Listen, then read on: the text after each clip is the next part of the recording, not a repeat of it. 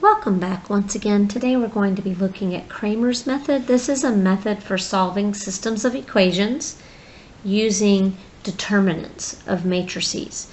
So the first thing we're going to do is we're going to create a matrix. We're going to call it D for all of the coefficients.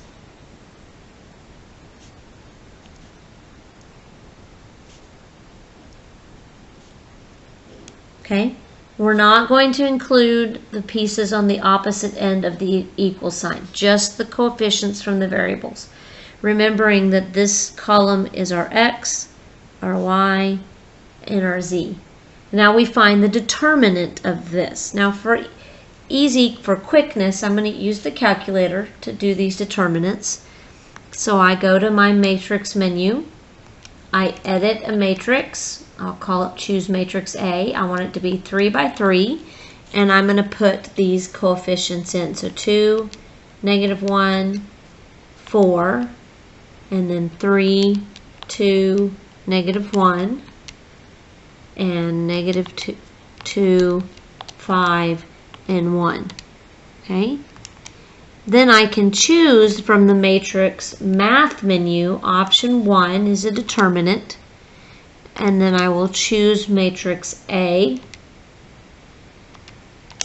and that gives me 91. Okay, now I'm going to create a similar matrix and find a similar determinant for each variable. So here's what we do. We're going to call it D sub x, and I'm going to leave the y column and the z column alone. But I'm going to replace the x column with these numbers over here on the right. And then I'm going to find that one's determinant. So I can go back to my calculator. And I'm going to put those numbers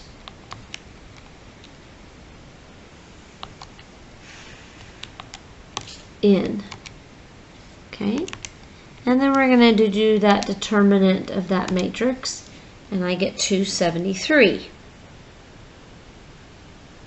Now, what Cramer discovered was that if I take the 273 and divide by the 91, I will get the value of x.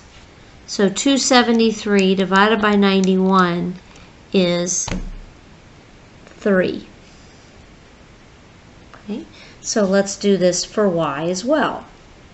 Now I'm going to leave the x column and the z column alone, and I'm going to replace the y values with the numbers on the right hand side. So if I put that one in the calculator,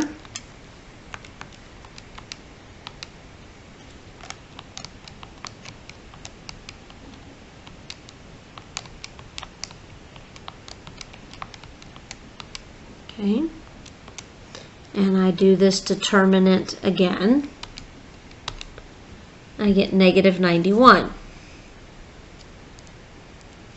And Cramer tells me that y will equal -91 divided by 91. And then we can do this a third time for z. So we're going to leave the x column alone. We're going to leave the y column alone. And we're going to put those solution numbers in the z column. Plugging that one into the calculator.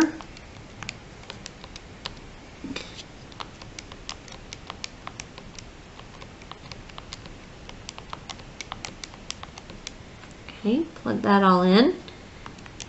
And then I'm going to do the determinant of A, and I get 455. So Z is going to be 455 divided by 91, which gives me 5. So I have my solution, 3, -1, 5. So in general, what Cramer's rule tells me is that x is going to equal the determinant of x over the determinant of those coefficients. And sometimes instead of d's, they'll use these triangles. Okay? And for every variable, you can repeat this process. Okay, where the d is the determinant of just the coefficients, and then the d sub x or d sub y or z or whatever your variable is replaces that column with these numbers here. Okay, so Cramer's rule is really handy, especially if we have our calculator to find those determinants for us. It works very nicely, so hopefully that will help you. Try that a little bit, and I'll see you next time for finding inverses.